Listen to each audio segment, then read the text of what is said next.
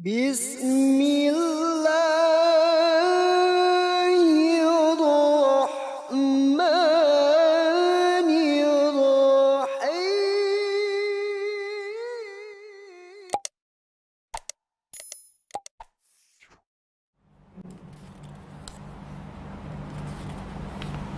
Jamaah yang dimuliakan Allah, kita jawab pertanyaan ini.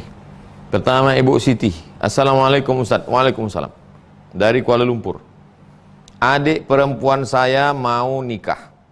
Antara adik beradik belah ayah saya dan adik lelaki saya, mana yang kuat untuk dijadikan wali? Ayah saya sudah meninggal. Antara adik beradik sebelah ayah saya dan adik laki-laki saya, mana yang lebih kuat untuk dijadikan wali?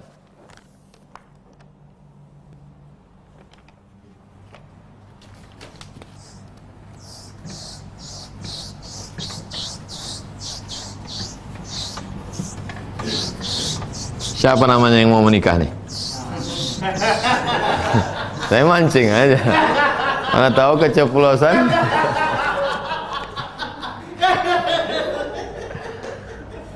Yang mau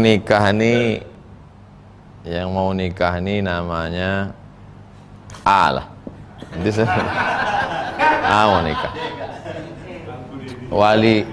Wali dia like perempuan ini. Wali dia yang pertama adalah ayah. Ayah datuk. Wali satu, dua. Ini disebut dengan wali mujbir. Wali mujbir ini dalam mazhab Syafi'i gini. Mujbir asal katanya bisa maksa. Wali dua ini mujbir. Contohnya, pergilah wali mujbir ini ke pasar bawah. Sampai di pasar bawah beli karpet, senanglah dia menengok orang tukang jual karpet ini baik. Lalu dia akadnya di situ. Kunikahkan engkau dengan anakku dengan mahar sebentuk segulung karpet tunai. Sah. Pulang ke rumah dibilangin sama anak gadisnya, "Nak, kau udah kunikahkan sama tukang karpet." Sah. Itu disebut dengan wali mujbir. Tak ada tuh sekarang. Apanya tak berani. Ini ke atas. Lalu kemudian ke samping abang. 3. Adik laki-laki. 4. Lalu kemudian saudara ayah, abang ayah. 5. Adik ayah. 6. Itulah urutan wali. Nah, sekarang pertanyaan ibu, mana yang lebih antara adik beradik belah ayah saya, ini yang dia maksud, adik beradik belah ayah, dan adik lelaki saya, mana yang lebih kuat untuk dijadikan wali? Ini lebih kuat. Kenapa dia ragu? Karena dari segi umur, ditengoknya bapak ini lebih tua, ini lebih muda. Disangkanya masalah wali ini tengok tua. Wali tak tengok tua. Yang tengok tua itu buah mangga.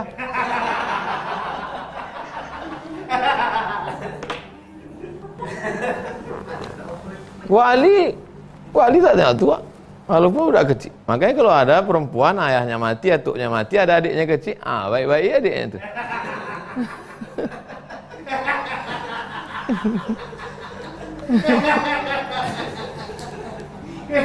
Kedua, Ibu Nurmalia. Ustadz, saya punya tetangga non-muslim. Dia sangat baik sama kami, sering berbagi. Apakah nanti di akhirat dia akan menuntut saya karena saya tak bisa membalas kebaikannya? Ibu Nurmalia beli buku Fikih Sunnah. Judul bukunya Fikih Sunnah. Fikih Sunnah. Nama pengarangnya Said Sabiq. Said Sabiq, ulama Azhar Mesir. Buka di situ kitab wakaf, pembahasan tentang bab wakaf. Di situ diceritakan kalau ada non muslim yang bersedekah, maka langsung dibalas Allah di dunia. Makanya non-muslim yang rajin-rajin bersedekah itu di dunia ini melimpah kaya raya. Kenapa? Langsung dibalas Allah di dunia. Maka kalau kita sayang sama dia, kita selamatkan dia di akhirat dengan mengucapkan password asyhadu alla ilaha illallah sallallahu alaihi wasallam. Kalau tidak di dunia aja, habis, di akhirat tak ada lagi dapat. Itulah makna ayat wa may yabtaghi ghairal islami dina, siapa yang mencari agama selain Islam, fala yuqbala minhu, tak diterima dia, wa huwa fil akhirati minal khasirin, di akhirat dia rugi. Kenapa di akhirat dia rugi? Tak ada balasan pahala. Karena syarat amal itu baru dapat balasan pahala lillahi ta'ala. Dia tak bisa lillahi ta'ala. Lillahi ta'ala dengan menurut agama kita kul huwallahu ahad, esa tunggal tak berbilang. Begitu Bu Nurmalia. Jadi dia tak bisa menuntut. Tinggal lagi kita kadang sayang, kasihan. 3. Fa'ansori. Ustadz, apakah ada dalil tentang penciptaan manusia berasal dari unsur api, angin, tanah, air? Karena ada pendapat dari ketua kami harus memberi salam ke unsur-unsur itu. Kajian penciptaan manusia dari api, angin, air, tanah ini bukan kajian hadis, bukan kajian tafsir, tapi kajian filsafat. Ada unsur api, ada unsur air, ada unsur tanah, ada unsur. Kalau dalam Al-Quran, min tin, dari tanah, lalu kemudian ditiupkan ruh. Oleh sebab itu kita tak perlu mengucapkan salam ke tanah. Assalamualaikum hai tanah, assalamualaikum hai api, assalamualaikum hai air, assalamualaikum hai angin, selamatkan aku. Rusak akidah. Minta saja keselamatan dari yang menciptakan api, angin, air dan tanah. Siapa itu? Allah. Jadi kalau diikutlah kaji-kajian ini, lain kepala lain isinya. Menurut filosofi ini begini, menurut ini begini, menurut ini begini. Fa in tanaza'tum fi syai'in, kalau kau bersilang pendapat tentang suatu, farudduhu ilallah, balikkan kepada Allah. Balikkan ke Quran. Ada di situ makhluk yang diciptakan dari api. Ada. Ngaku dia aku dari api. Khalaqtani min nar, aku dari api. Siapa itu? Setan. Aku dari api nih Pak Ustaz. Setan lah kau. Khalaqtani min nar, aku dari api. Wa khalaqtahu min tin. Malaikat dari nur, cahaya. Begitu Pak Ansori. Ibu Amelia, bagaimana kalau orang sudah stadium kanker akhir dikasih morfin untuk mengurangi sakitnya? Tidak ada sekarang ijtihad tunggal sendiri untuk menetapkan hukum lipstik saja Bu. Nggak bisa Ustadz sendiri. Ustadz, apa hukum pakai lipstik ini Pak Ustadz? Itu yang meriksanya siapa? Dokter. Makanya dibawa lipstik itu ke BP POM, Badan Pengawas Obat Makanan. Ditelitilah, rupanya ada lemak babi di dalam. Baru dibawa ke Ustadz. Apa ini kata Ustadz? Lipstik Pak. Terus ada lemak babinya, haram. Nah, ini kira-kira orang yang kena kanker ini ada tak obat lain? Maka berkumpullah bersama-sama di situ antara dokter kanker, spesialis cancer, kemudian dengan Komisi Fatwa Majelis Ulama di Indonesia kalau tempat kita, kalau di Malaysia Jawatan Agama Islam, Mufti, lalu kemudian mengeluarkan fatwa. Karena inilah satu-satunya yang bisa mengurangi rasa sakit dia. Karena ada manfaat di situ dan menolak mudarat. Nah, itu pengambilan keputusannya bukan mudah. Kalau tidak nanti fatwa itu dimain-mainkan orang. Dan fatwa itu pun khusus untuk dia saja. Nah, oleh sebab itu yang model begini sifatnya kasuistik. Tidak bisa digeneralisir. Nah, saya tak berani menyampaikan. Nanti saya boleh, banyak orang pakai.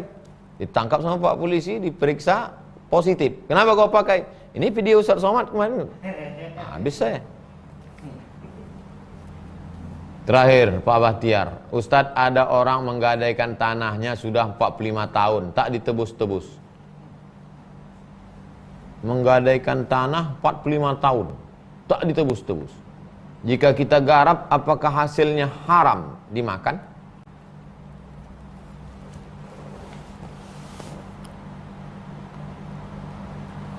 Kullu qardin jarra naf'an fahuwa riba. Setiap pinjaman kalau mengambil manfaat dari pinjaman itu adalah riba.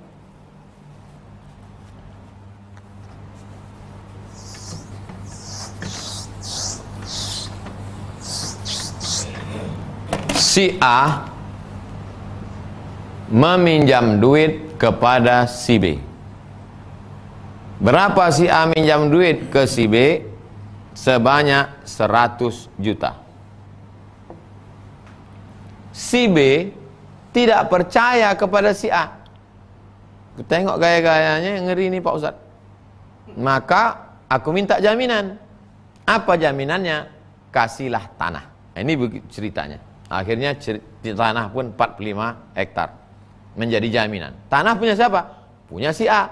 Siapa yang memegang? Si B. Dah. Itu mesti ada perjanjian sampai kapan?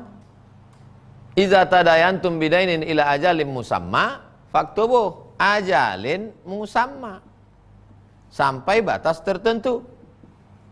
Aku pinjam uangmu 100 juta dengan jaminan 45 hektar tanah akan aku bayarkan pada tanggal 1 Januari 2030. Kalau tidak aku bayar, maka tanah ini berpindah hak miliknya menjadi milik si B. Makanya saya heran, aneh bin ajaib, kenapa udah 45 tahun tak selesai-selesai? Berarti perjanjiannya dulu perjanjian karet. Kok tak berpindah? Ini harus diselesaikan nih. Ada orang menggadaikan tanah sudah 45 tahun tak ditebus-tebus. Jika kita garap, apakah hasilnya haram dimakan? Ini perjanjian A dengan si B. Datang pula si C mau menggarap. Gimana ceritanya? Mana bisa? Ini bukan syubhat, haram. Mereka selesaikan dulu antara si A dengan si B. Sudah selesai, apakah ini balik ke si A atau balik ke si B atau ahli warisnya, barulah si C datang menggarap tanah dengan cara beli atau cara gadai atau cara pinjam atau cara hibah atau cara macam-macam atau cara wakaf. Mau selamat serahkan ke tabung wakaf umat.